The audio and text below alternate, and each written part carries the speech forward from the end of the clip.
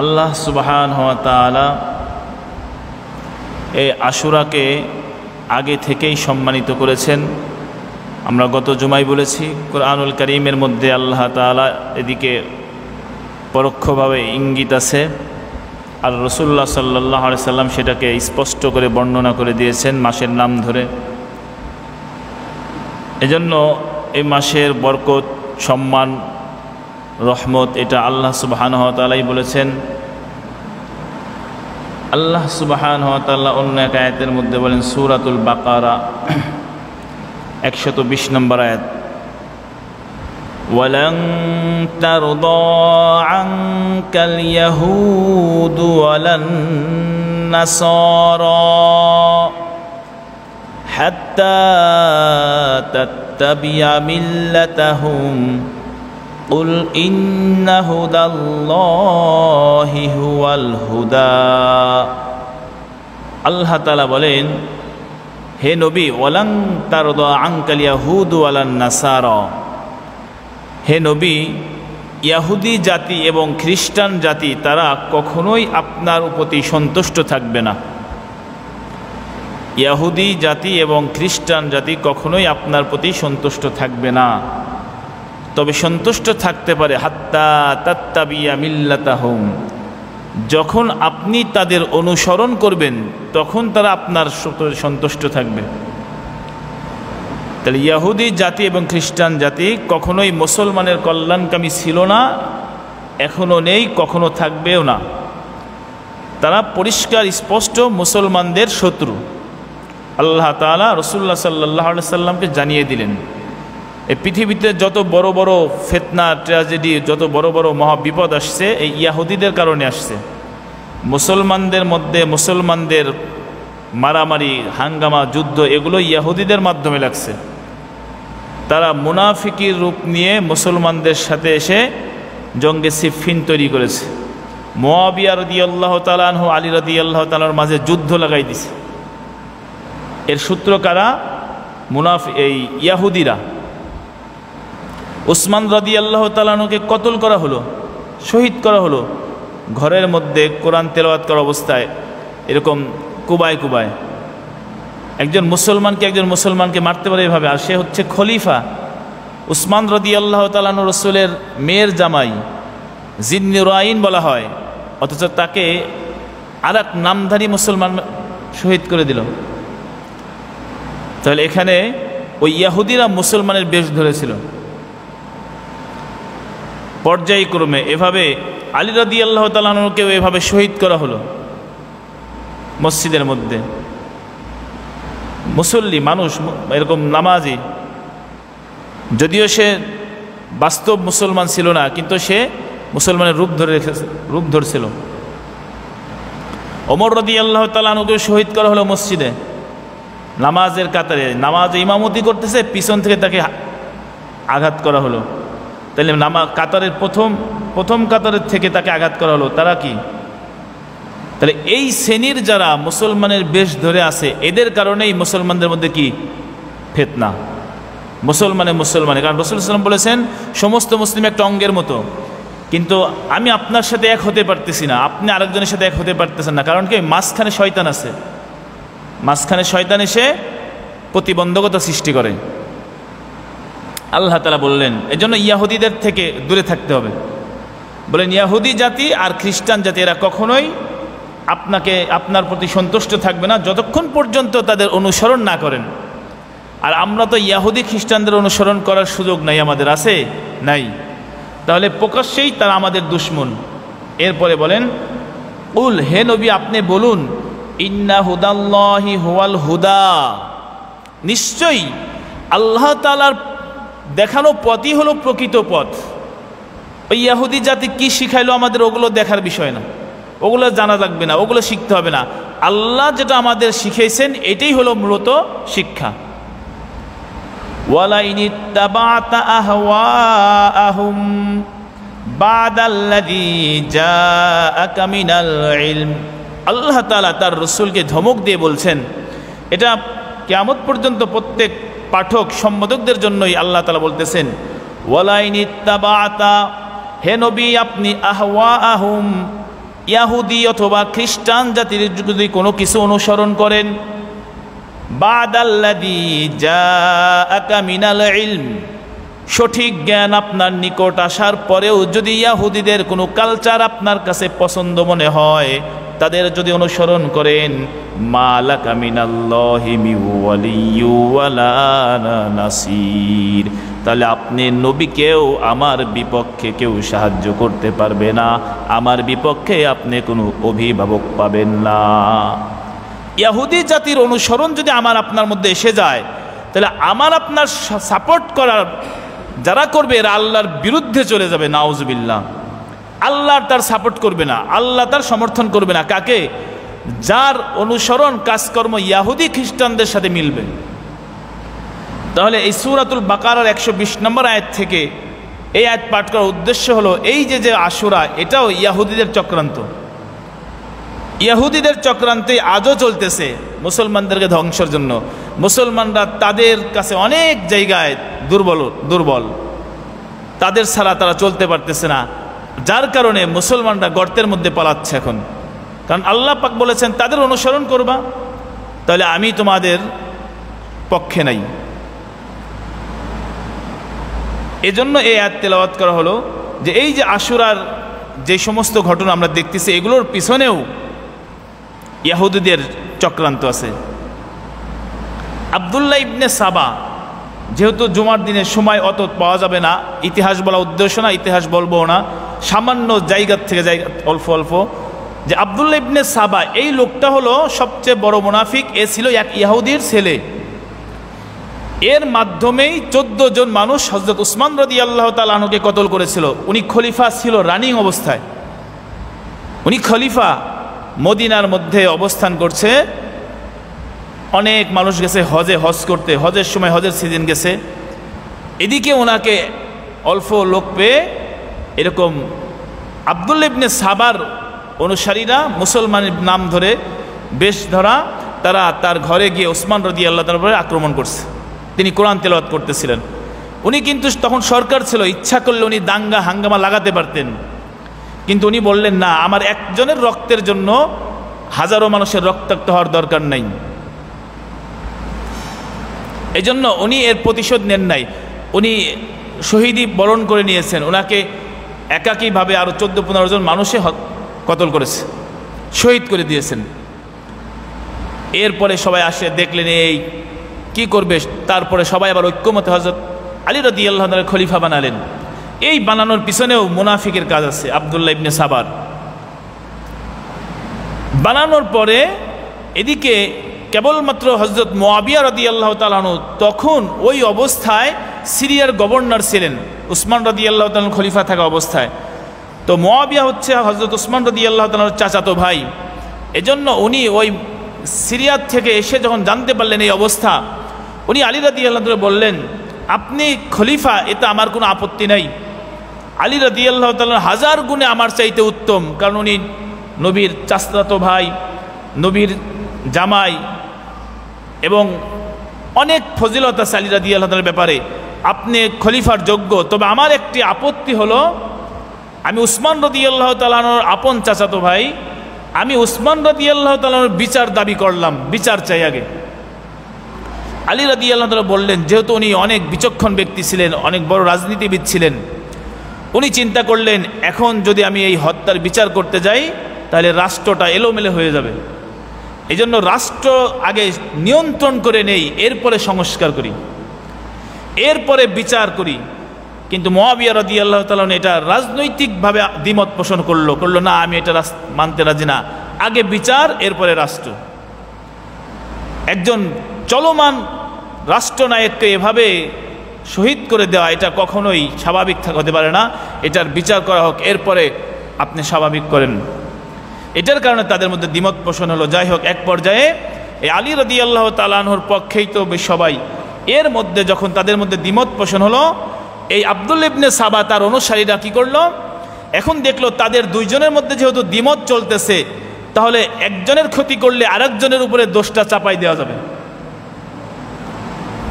ওরা এভাবে তাদের দুজনের মধ্যে আপোষ হওয়ার জন্য তারা অনেক চেষ্টা করেছে, মুসলমানরাই।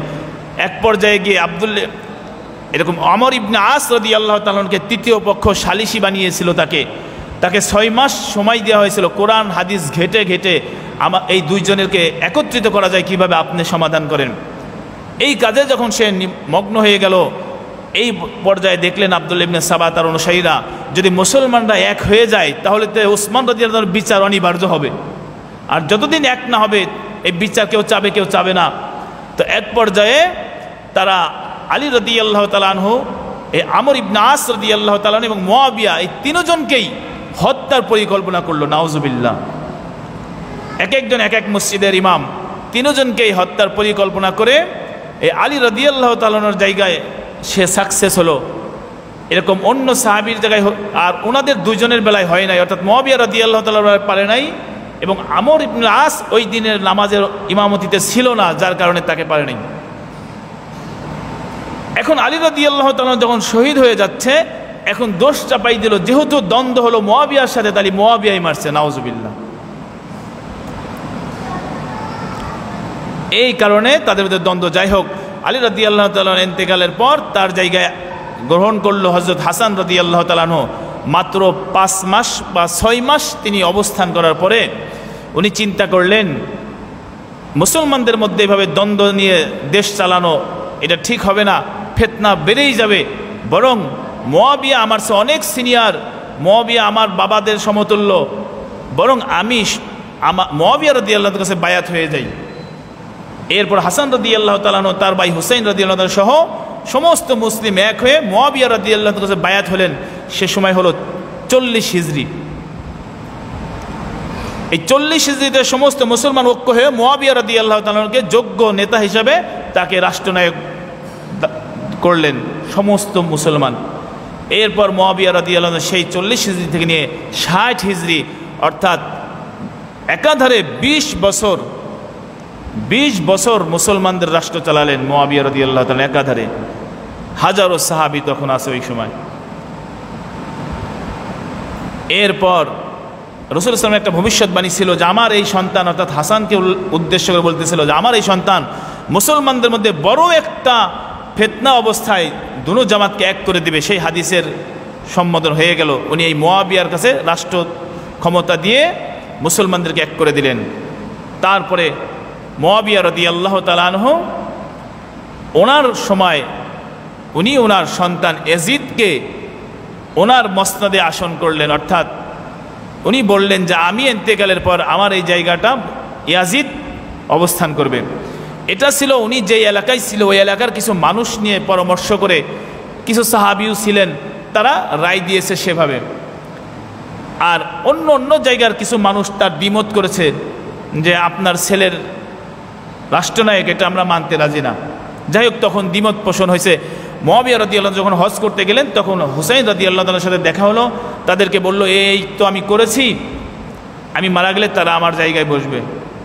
দেখবেন যারা বিচক্ষণ, বিশেষ করে প্রজাতন্ত্র বা রাজতন্ত্র, যে সমস্ত বংশধর রাষ্ট্র চালায় এভাবে, তারা কিন্তু আগের থেকেই নিয়োগ দিয়ে যায় মানুষের, যে অমুক অমুক। যেমন খামিনি 3 জন পুরুষকে নির্দিষ্ট করে গিয়েছিল যে আমি যদি মারা যাই তাদের যে কোনো একজনকে আপনারা বসাবেন। তো ওই সময় হুসাইন রাদিয়াল্লাহু তাআলা এবং আরও জলিল কদর কিছু সাহাবী দ্বিমত পোষণ করলেন যে আমরা এটা তো রাজি না, আপনার ছেলেকে আমরা যোগ্য মনে করি না রাষ্ট্রের জন্য। তো মুয়াবিয়া রাদিয়াল্লাহু বললেন, এখন আপনাদের 2-3 জনের জন্য যদি আমি আবার এটাকে আবার রুজু করে নেই, উগ্র করে নেই, তাহলে আবার নিজেদের মধ্যে আবার ফিতনা শুরু হবে। কারণ অলরেডি ইয়াজিদের কাছে অনেক মানুষ বায়াত হয়ে গেছে, তাকে রাষ্ট্রনায়ক মানার জন্য সবাই অনেকেই বায়াত হয়ে গেছে। উনি ওইটা ওইভাবে রেখে মক্কা থেকে চলে আসলেন। তো ওই অবস্থায় ওনার ইন্তেকাল হয়ে গেছে। ইন্তেকাল হয়ে যাবার পর এখন হুসাইন রাদিয়াল্লাহু তাআলা সেটা মানতে রাজি না, ইয়াজিদের ক্ষমতা, ইয়াজিদের রাষ্ট্রনায়ক। আরও কিছু সাহাবী এই না মানার দরুন, আর ইয়াজিদের কথা হলো যে আমি যেহেতু রাষ্ট্রনায়ক, আমার কাছে বাধ্য হতে হবে সবাইকে বায়াত হতে। যার কারণে দেখা গেল যে অনেক জায়গায় ইয়াজিদ জোরপূর্বক মানুষকে তার কাছে বায়াত নিয়েছেন জোর করে। তো হুসাইন রাদিয়াল্লাহু তাআলা আনহুকে ওই সময় ওই কুফা থেকে চিঠি পাঠাচ্ছিল, তাকে জানাচ্ছিল যে আমরা আপনার নেতৃত্ব মানব। দেখুন, এই যে যারা বলেছে আমরা আপনার নেতৃত্ব মানব, এখানে এগুলো আমি যে আলোচনা করতেছি এটা ইতিহাস, এটা কোনো হাদিসের কথা না, যার কারণে এটার মধ্যে হাজারো দ্বিমত আছে। কারটা 100% নিশ্চিত, হাজারো দ্বিমত আছে। কারণ মুয়াররিখ, ইতিহাস যারা লেখক, যারা যেইভাবে পেয়েছে সেইভাবে লিখেছে। তো মুয়াবিয়া যখন ইয়াজিদ রাষ্ট্রপ্রধান, তখন তার রাষ্ট্রের কিছু মানুষ হুসাইন রাদিয়াল্লাহু আনহুকে বলতেছে যে আপনি আসেন, আমরা রাষ্ট্রনায়ক বানাবো, এজিদের আমরা মানি না। এখন সে চিন্তা করছে যে যেহেতু এজিদের মানতে রাজি না, আমাকে মানবে, তাহলে একটু পরীক্ষা করা যাক। ওনার চাচাতো ভাই এরকম গোয়েন্দাগিরি করার জন্য পাঠাইছে, একটু দেখো আসলেই ওই এলাকার মানুষ কি আসলে আমাকে যাচ্ছে নাকি আসলে আমার সাথে মিথ্যা আলোচনা করতেছে। তো তাকে পাঠানোর পর দেখলো না, আসলেই অনেক মানুষ হুসাইনের রাষ্ট্রনায়ক মানবে, এজিদের মানবে না। এইভাবে তার কাছে প্রায় মুসলিম ইবনে আকিল তার নাম, প্রায় 20,000 মানুষ বায়াত গ্রহণ করলেন। আমরা বলি মুরিদ হওয়া, এটাকে বায়াত বলে আর কি। বায়াত মানে আপনার কাছে আমরা আত্মসমর্পণ করলাম, যেটাকে আমরা পীর মুরিদ বলি। মুরিদ মানে আপনি যারা পীর মানতেছেন, শরীয়ত সিদ্ধ কথা হলে আপনি মানতে বাধ্যতার কথা।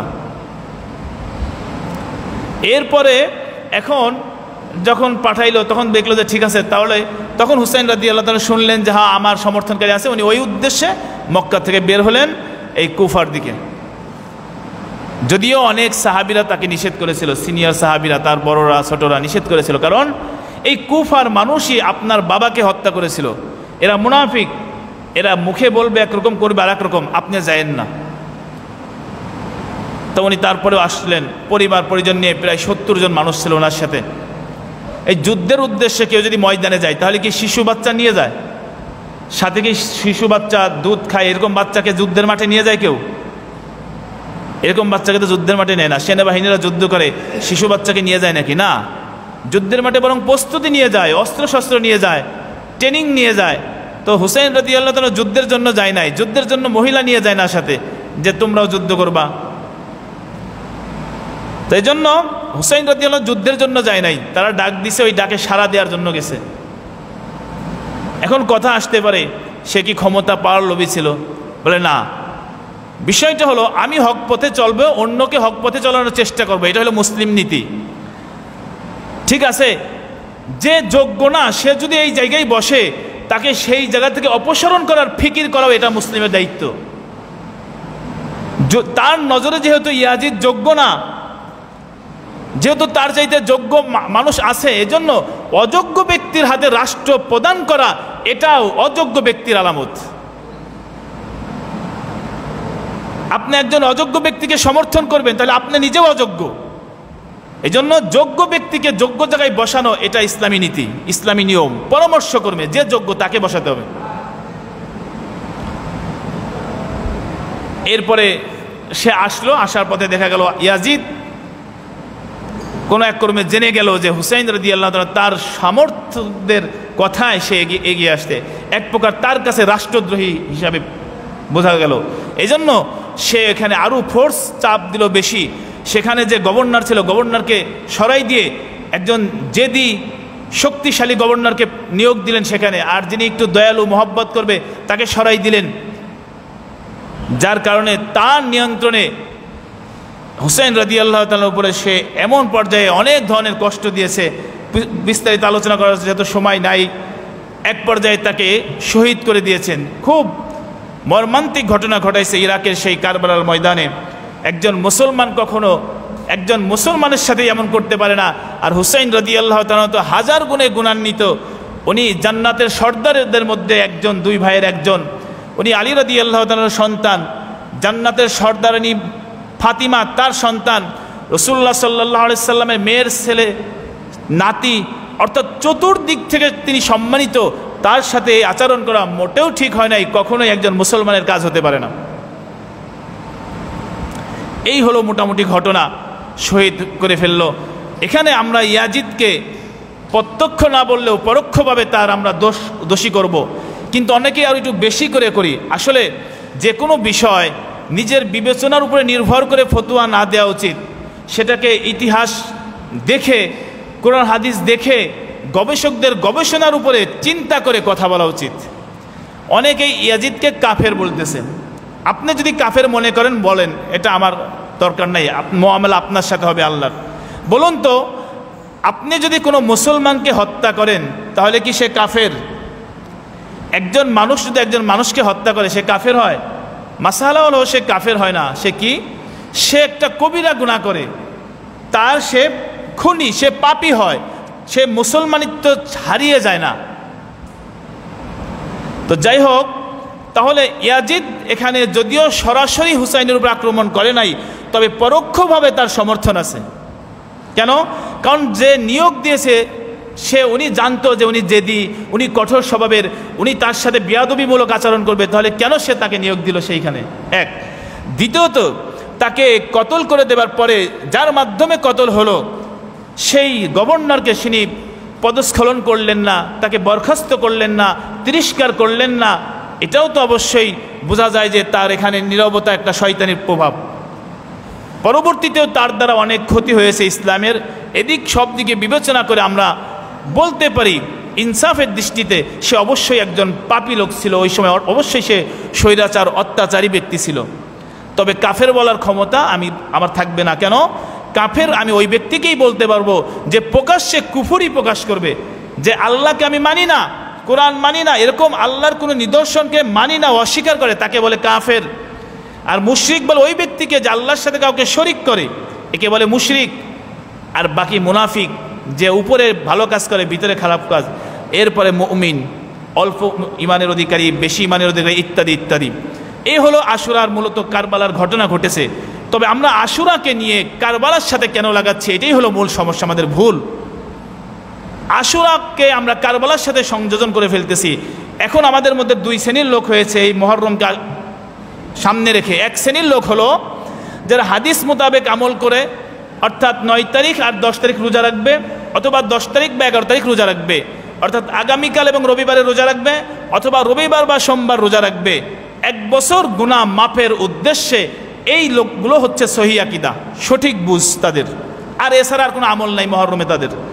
এই দলটা ঠিক। দ্বিতীয় আরেকটা দল হলো যারা আহলে বাইত তথা নবী পরিবার, নবী বংশধরকে ভালোবাসার মিথ্যা দাবিদার হয়ে ইরাকের কারবালায় প্রান্তের ময়দানে হুসাইন রাদিয়াল্লাহু তাআলা শহীদকে মাতম এবং তাজিয়া এবং শোক দিবস বানিয়ে এই আশুরাকে নির্দিষ্ট করে ফেলাইছে। এটা হচ্ছে ভ্রান্ত দল। এটা হচ্ছে ইসলাম থেকে, ইসলামের সাথে চরম বেদাতমূলক, চরম দুঃসাহসিকতা নিয়ে আসা, নাউজুবিল্লাহ। এই দুই শ্রেণী লোক। তাহলে সহি শ্রেণী লোক কারা? যারা 2 দিন রোজা রাখবে অথবা রাখবে না, তবে তার বুঝ আছে 2 দিন রোজা রাখলে এক্সট্রা সওয়াব আছে। বাকি তাছাড়া মুহররমের কোনো আদর্শ, কোনো কিছু নেই। এখন আসি, দেখুন বুখারী মুসলিমের হাদিস। রাসূলুল্লাহ সাল্লাল্লাহু আলাইহি সাল্লাম বলেন, আব্দুল্লাহ ইবনে আব্বাস থেকে বর্ণনা, মা রাআইতুন নাবিয়্য সাল্লাল্লাহু আলাইহি ওয়াসাল্লাম ইয়াতাহাররা সিয়ামা ইয়াউমি ফাদ্দালাহু আলা গায়রিহি ইল্লা হাযাল ইয়াউমা আশুরা ওয়া হাযা শাহরা ইয়ানি শাহরা রমাদান। আব্দুল্লাহ ইবনে আব্বাস বলেন, আমি রাসূলুল্লাহ সাল্লাল্লাহু আলাইহি ওয়াসাল্লামকে দেখেছি আশুরার রোজা আর রমজানের রোজা ব্যতীত আর অন্য রোজাকে এত অনুসন্ধান করে নাই, এত খোঁজ করে নাই যতটুকু অনুসন্ধান খোঁজ করেছে আশুরার রোজা এবং রমজানের রোজা। তার মানে রমজানের রোজার পরে যদি ফজিলতপূর্ণ রোজা থাকে সেটা হলো আশুরার রোজা, 10 তারিখের রোজা, আগামী রবিবার। বুখারী মুসলিমের হাদিস, আন আয়েশা রাদিয়াল্লাহু তাআলা আনহা, আয়েশা রাদিয়াল্লাহু তাআলা বলেন, কানা ইয়াউমা আশুরা তাসুমুহু কুরাইশুন ফিল জাহিলিয়াহ। জাহিলিয়াতের যুগে কুরাইশ বংশ অর্থাৎ মুত্তালিব, আবু তালিব, হাশেম, যারা কুরাইশের বংশের লোক, ওই যুগ থেকেই আইয়ামে জাহিলিয়াতের যুগেও মানুষেরা আশুরার দিনে রোজা রাখতো। ওয়া কানা রাসূলুল্লাহ সাল্লাল্লাহু আলাইহি ওয়াসাল্লাম ইয়াসুমুহু, আমি দেখেছি রাসূলও আশুরার দিন 10 তারিখে রোজা রাখতেন। ফালাম্মা কদিমাল মাদিনাতা, কিন্তু যখন নবী হিজরত করে মদিনায় আসলেন, সামাহু ওয়া আমারা বিসিয়ামিহি, রসুল নিজেও রোজা রাখলেন আশুরার দিনে, সাহাবা ইকরামকেও রোজার আদেশ দিলেন। তার মানে মক্কায় কাউকে আদেশ দেয় নাই রোজা রাখার, নিজে রাখতেন, ঠিক আছে। কিন্তু মদিনায় আসার পরে নিজেও আশুরার রোজা রাখতেন আর সাহাবা ইকরামদেরকেও রোজা রাখার জন্য আদেশ করতেন। ফালাম্মা ফুরিদা রমাদানু তারাকা ইয়াউমা আশুরা, এখান থেকে বোঝা গেল রমজান ফরজ হয়েছে মদিনার জীবনে, মক্কায় হয় নাই। হাদিসে বলে রসুল যখন মদিনায় আসলেন, মদিনায়ও আশুরার রোজা রাখেন, সাহাবাদের রাখতে বললেন, কিন্তু আল্লাহ পাক যখন রমজানের রোজা ফরজ করে দিলেন তখন কি হলো, তারাকা ইয়াউমা আশুরা, তখন সকলে আশুরার রোজা ছেড়ে দিলেন। তার মানে ফরজ হিসাবে ছেড়ে দিলেন, গুরুত্বটা কমিয়ে দিলেন। ফামাংশা আসামাহু ওয়ামাংশা তারাকাহু, মন চাইলে কেউ আশুরার রোজা রাখো, মন না চাইলে রেখো না, এটা কোনো ফরজ কোনো বিধান না, মুস্তাহাব নফল, রাখলে ভালো, না রাখলে সমস্যা নাই। আবার মুসলিম শরীফের হাদিস আন ইবনে আবু হুরায়রা রাদিয়াল্লাহু তাআলা আনহু, আবু হুরায়রা বলতেছেন ক্বালা রাসূলুল্লাহ সাল্লাল্লাহু আলাইহি ওয়াসাল্লাম আফদালুস সিয়ামি বাদা শাহরি রমাদান শাহরুল্লাহিল মুহাররম, রমজান মাসের পর আল্লাহর মাস মুহররম মাসের রোজা হলো সবচেয়ে শ্রেষ্ঠ রোজা। আরেকটা হাদিস মুসলিম শরীফের ইবনে কাতাদা রাদিয়াল্লাহু তাআলা বলেছেন ক্বালা রাসূলুল্লাহ সাল্লাল্লাহু আলাইহি ওয়াসাল্লাম সিয়ামু ইয়াউমি আশুরা আহতাসিবু আলাল্লাহি আইয়ুকাফিরা সানাতাল্লাতী ক্বাবলা। আবু কাতাদা রাদিয়াল্লাহু তাআলা আনহু সাহাবী, উনি বলেন রাসূল বলেছেন আশুরার দিনে কেউ যদি রোজা রাখে, রাসূল বলেছেন আহতাসিবু আলাল্লাহ, আমি আল্লাহর কাছে আশা রাখি, আইয়ুকাফিরা সানাতাল্লাতী ক্বাবলাহু, আল্লাহ পাক পূর্বের 1 বছরের সগীরার গুনাহ মাফ করে দিবেন। সুবহানাল্লাহ, একটা রোজা রাখলে পূর্বের 1 বছরের গুনাহ মাফ। আরেকটা হাদিস মুসলিম শরীফেরই ইবনে আব্বাসের ছেলে আব্দুল্লাহ রাদিয়াল্লাহু তাআলা বলেন হিনা সামা রাসূলুল্লাহ সাল্লাল্লাহু আলাইহি ওয়াসাল্লাম, রাসূল যখন রোজা রাখতেন ইয়াউমা আশুরা, আশুরার, ওয়া আমারা বিসিয়ামিহি, আমাদেরকেও আদেশ করতেন আশুরার রোজা রাখতে। ক্বালু ইয়া রাসূলুল্লাহ, আমরা রসুলকে বললাম হে আল্লাহর রসুল, ইন্নাহু ইয়াউমুন তুআজ্জিমুহুল ইয়াহুদ ওয়ান নাসারা, হে আল্লাহর রসুল আমরা যেই দিন রোজা রাখি ওই দিন ইয়াহুদিরা খ্রিস্টানরাও বড়দিন মনে করে। যেমন বাইতুল মুকাদ্দাস মসজিদকে আমরাও গুরুত্ব দেই, ইয়াহুদিরাও কিন্তু গুরুত্ব কম না, ওদের কাছেও কেবলা এই বাইতুল মুকাদ্দাস, আমাদের মুসলমানদেরও কেবলা ছিল বাইতুল মুকাদ্দাস। সাহাবারা বললেন ইহুদিরাও এই 10 তারিখে রোজা রাখে, অনেক মর্যাদা দেয় এই দিনের, আমরাও দেই, তাহলে কি করা যায়? ফাকাল, রসুল বললেন ফাইজা কানাল আমুল মুকবিল ইনশাআল্লাহ, আল্লাহ যদি চায় ইনশাআল্লাহ আগামী বছর যদি আসে, সুমনাল ইয়াউমাত তাসিয়া, তাহলে আগামী বছর আমি 9 তারিখেও রোজা রাখবো। রসুল বলছে আগামী বছর যখন আসবে আশুরা আমি 9 তারিখে রোজা রাখবো। ক্বালা ফালাম ইয়াতিল আমুল মুকবিল হাত্তা তুফিয়া রাসূলুল্লাহ সাল্লাল্লাহু আলাইহি ওয়াসাল্লাম, আগামী বছর আশুরা আসার আগ মুহূর্তেই নবীর ইন্তেকাল হয়ে গেছে, আর আশুরা পায় নাই। আরেকটা হাদিস মুসলিম শরীফের আব্দুল্লাহ ইবনে আব্বাস বলেন ক্বালা রাসূলুল্লাহ সাল্লাল্লাহু আলাইহি ওয়াসাল্লাম, রসুল বলেছেন লাইন বাকিতু ইলা কাবিলিন, একই কথা কিন্তু শব্দ ভিন্ন, আমি যদি আগামী বছর বেঁচে থাকি, লাইন বাকিতু ইলা কাবিলিন, আমি যদি আগামী বছর বেঁচে থাকি, লা আসুমান্না, অবশ্যই অবশ্যই আমি রোজা রাখবো তাসিয়া, 9 তারিখে। তাহলে এই হাদিস যা পড়লাম শুধু রোজার কথাই আছে, আশুরা আর কিছু বললো না। তাহলে রসুল শুধু 10 তারিখেই রোজা রেখেছেন ওনার জীবনে, 9 তারিখে রাখে নাই, কারণ আশা পোষণ করছিল রাখতে পারে নাই। এই জন্য কেউ যদি 10 তারিখে রোজা রাখে ফজিলতটা হয়ে যাবে, কারণ রসুল তার জীবনে 9 তারিখ রাখতে পারে নাই, শুধু আশাই ব্যক্ত করছে, কারণ 9 তারিখ পায় নাই, উনি রাখতে পারে নাই এই জন্য। তাহলে আশুরা উপলক্ষে হলো 2টা রোজা, 9-10 অথবা 10-11। এই আশুরা উপলক্ষ করে আমি যে কথাটা বললাম, দ্বিতীয় শ্রেণীর লোক যারা এই আশুরার দিনকে বানাইছে খাওয়ার দিন, শোকের দিন, মাতমের দিন, তাজিয়া মিছিলের দিন, নিজে দুঃখ কষ্টের দিন, এই সমস্ত লোকরা হলো ইসলামের মধ্যে সংযোজন করছে। দেখুন তাদেরকে উদ্দেশ্য করে কত কাহিনী ঘটেছে। আমরাও ছোটোবেলায় অনেক সময় ভুল করে চলে গেছি, বুঝি নেই, দিনের জ্ঞান ছিল না। কিছু কিছু পোলাপান দেখবেন টুপি মাথায় দিয়ে একটা ব্যাগ নিয়ে গজল গাচ্ছে বাসায় বাসায়, আসে না নাই? এই পদ্ধতিটা কোথার থেকে আসলো? এটা কারা শিখালো? এরা গজল গায়, জারি গানের গজল, উড়িয়া যাই রে জোর কবুতার, মা ফাতিমা কেন্দে কয়, আজ বুঝি কার বালার আগুন লেগেছে মোর কলি যায়। মা ফাতিমার কান্দন শুনে আরশ থেকে আল্লাহ কয়, যাও গো জিবরিল বাতাস করো মা ফাতিমার কলি যায়। পুত্র শোকে কলিজা জলে বাতাসে কি ঠান্ডা হয়। এই যে লাইন জারি, এগুলো আমাদের দেশের জারির বইটি পাওয়া যায়। দেখুন তো, ফাতিমা রাদিয়াল্লাহু তাআলা ইন্তেকাল হলো 11 হিজরি, রসুলের ইন্তেকালের 6 মাসের মাথায়, আর হুসাইন রাদিয়াল্লাহু তাআলা ইন্তেকাল হলো 61 হিজরি। তাহলে 50 বছরের দূরত্ব। ফাতিমা কেমনে কয় যে আমার ছেলে শহীদ হয়ে যাচ্ছে? কবর থেকে বলে নাকি? কবর থেকে বলে নাকি যে আমার হুসাইন শহীদ হয়ে যাচ্ছে, তোমরা যাও? আরেকটা কথা কন, অনেকেই এই কারণে মুয়াবিয়াকেও গালি দেয়। মুয়াবিয়া তার ছেলেকে কেন আসন দিল? আশ্চর্য মুআমালা। আমি রসুলের কাছে চলে যাই। দেখুন, রসুল্লাহ সাল্লাল্লাহু আলাইহি ওয়াসাল্লাম নিজেও কিন্তু জানতেন যে হুসাইন ইরাকের ময়দানে, ইরাকে কারবালার ময়দানে শহীদ হবে। জানতেন কিনা? হাদিস আছে, জানতেন রসুল। রসুল বলেন, জিবরাইল আলাইহিস সালাম এসে আমাকে বলতেছে, ইয়া রাসূলুল্লাহ, রসুল বলেন আমার উম্মতের মধ্যে কিছু উম্মাহ আমার এই সন্তান অর্থাৎ হুসাইন রাদিয়াল্লাহু তাআলা আনহুকে শহীদ করে দিবে, কতল করে দিবে। এমনকি জিবরাইল ওই লাল মাটি নিয়ে আমার কাছে উপস্থিত হয়েছে। তাহলে রসুল যেহেতু জানলো আমার নাতি শহীদ হয়ে যাবে, বলে যাইতে পারলো না? বলে গেলে তো আর উনি যাইতো না। কি বলেন?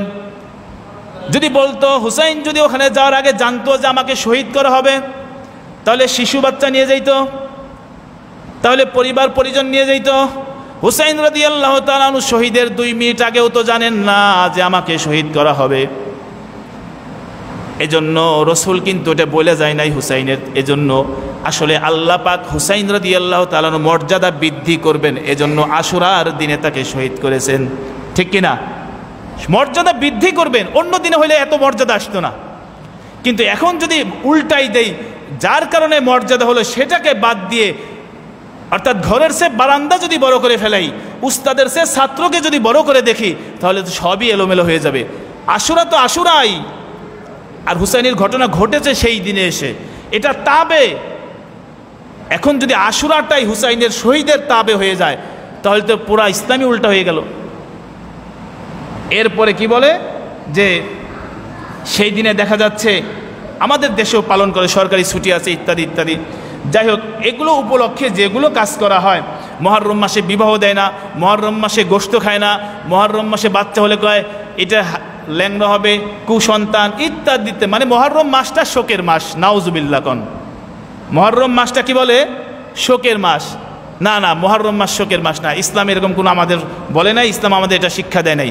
এটা যদি যারা করে, নিশ্চয়ই 500-600 বছর আগে, অর্থাৎ সেটা আছে ইতিহাসের মধ্যেও লেখা আছে। সেটা হলো 352 হিজরিতে মিশরের আমির মুইজুদ্দৌলা 352 হিজরিতে মিশরে চালু করেছিলেন যে হুসাইন রাদিয়াল্লাহু তাআলা আনহু শোকটা একটু ঘটা করে দোকানপাট রাষ্ট্রীয়ভাবে ছুটি দিয়ে একেবারে সেমিনার, একেবারে